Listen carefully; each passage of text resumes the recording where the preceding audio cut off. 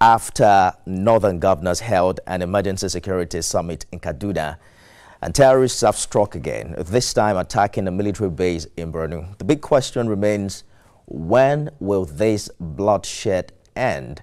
One of the key leaders at that meeting was the Nasarawa State Governor, who also chairs the North Central Governors Forum, Governor Abdullahi Sule. He joins me live on the show this evening. Your Excellency, welcome to Beyond the Headlines. Thank you very much. Thank you for having me. So after that meeting with your colleague governors in the North, we've seen a couple of fatal attacks in Borno.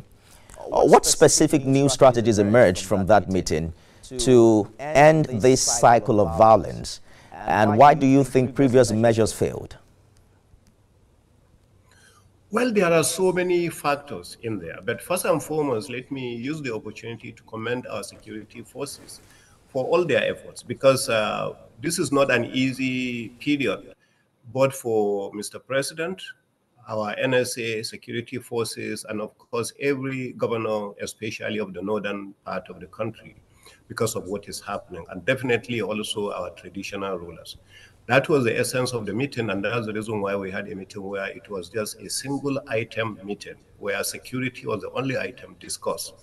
So, talking about the situation that you mentioned, few hours after our meeting, there was actually a strike. Well, few hours before our meeting, there was a strike. But this is not to say Mr. President constantly is meeting with the security agencies, looking at the options, looking at one option after another. Now, what is new or what is different is the fact that we were able to hear from most of our traditional rulers, we were able to hear from a lot of communities, we were able to hear from so many other people, especially where these attacks are taking place. And so we had about 2 hours executive session first, just the governors. It was after that, then we went and met with the other traditional rulers and the rest of that. And during the meetings, we came to realize that the only option there is to see how the states can now come and support the various security agencies. Currently, we support them by the kinds of intelligence we give them, the communities that are able to show them what to do there, and things like that. But we are not able to give them any support other than that. And that was the essence of pushing for this community policing, where we are saying that we need to have state police. Because Governor Sule, allow me to butt in shortly. We're going to get to the issue of state police, but I want to talk about the support you've mentioned, because I'm wondering precisely how you react to concerns from some quarters that poor funding of security outfits in the states by governors may have contributed significantly to the current security challenge in the country. I remember having the special advisor to the president on policy communication on this show last month. And I want to read to you specifically what he said.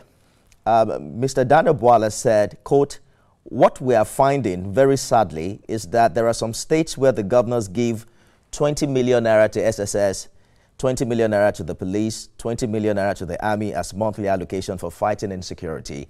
And you hear their security vote is between 1 to 3 billion naira. Where are we going?" End quote. How do you react to that as a state governor? Well, first and foremost, I don't know which state he's talking about.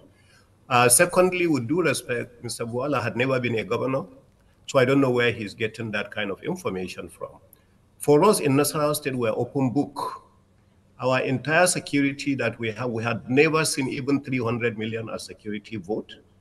Secondly, whatever we are given back to the security agencies, everything goes back to them and they sign. That's the reason why in Nasarawa, I insist that whatever is given to security agencies, they sign what they are given. And we have the records for anybody who wants to see. So the idea of accusations and counter accusations are not what it is right now. I think there is a period where we come together rather than accusing others. Is it a responsibility of a state governor, with due respect, to give money to the police, to that? But we have to do that right now because we realize that the police, the military, actually require more support from the states. And that is the reason why that is happening. So the accusation of ₦1 billion, this is a dream for me. I never even heard about ₦1 billion. In fact, I never heard of 300 million naira, 400 million naira security vote.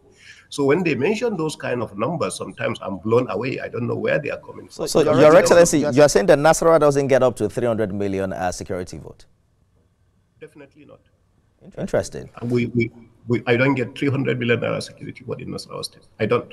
But talking about security forces, enlighten my viewer if you can, because it sounds like supporting them is precisely what state police means, which northern governors unanimously backed. But critics of state police have also highlighted two red flags, one of which is funding, especially for poorer states. On the other side are the risks of governors' abuse. How would you address these concerns? No, there are huge concerns on the area of funding for security. By the way, before the meeting of the Northern Governors, we also had a meeting of the Nigerian Governors Forum where the SDS, General Musa, came and briefed us and actually requested for funding, not necessarily in form of cash. He requested that we should buy more equipment to support them. You see, in a state such as ours, we buy vehicles to give to them. We fund some of their operations. We do that. But the question of the state governor collecting 500 million, 300 billion in the name of security vote, that doesn't exist in Nasarawa State. So the police can write that they are requiring maybe 10 vehicles. Those 10 vehicles will be purchased directly and be given to them. The army may require, they need motorcycles and vehicles, what maybe about 300-400 million, they will be bought directly and then from the office of the secretary to the state government and commissioner of security and given directly to them. Those are the kinds of things we have. But they require logistics every day. Money for fueling, money for maintenance of vehicles, money for that. That comes directly out of the security vote that we receive, which I told you is not up to 300 million naira, because they don't require that amount of money, to fuel vehicles and the rest of that, but if they require heavy equipment or so, those ones are purchased directly and they are given to them in that manner. You see, so I think the bottom line that we are facing is that if we have our own security outlets, then there will be special budget for it. Okay, we don't have the kind of budgetary provision in our own state, to be given those kind of cash to security agencies. What we do have is funding for equipment and for tools and for operations of them. So such things they get them directly, say from the office of the secretary to the state government. So what's the funding plan now for Nasarawa, for instance, if state police becomes an act? Do you have enough to easily fund police in your state? I was one of those that opposed the state police. In my first 4 years in office, from 2019 to 2023, I was against it for the same reason you have just given now. I say, how can we be able to pay them? Because if we don't pay them well, if we don't give them the right training, we don't give them the right equipment, it will become a joke. So I was one of the governors actually that was against state police.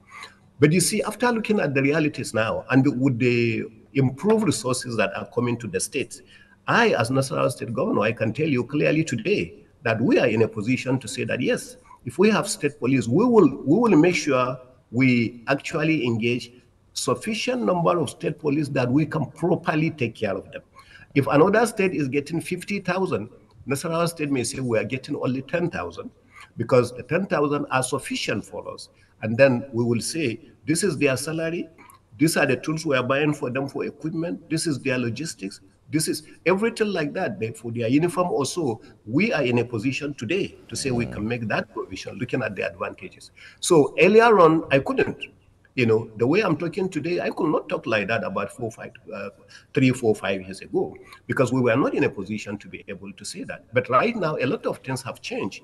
Apart from the improved revenue coming from the center, we also have improved internally generated revenue. We also have more operations taking place in the state in form of either the mining or agriculture or so. So we are beginning to see improvement in the various revenues that we can say, all right, fine, we are in a position now to say, this is what we can do.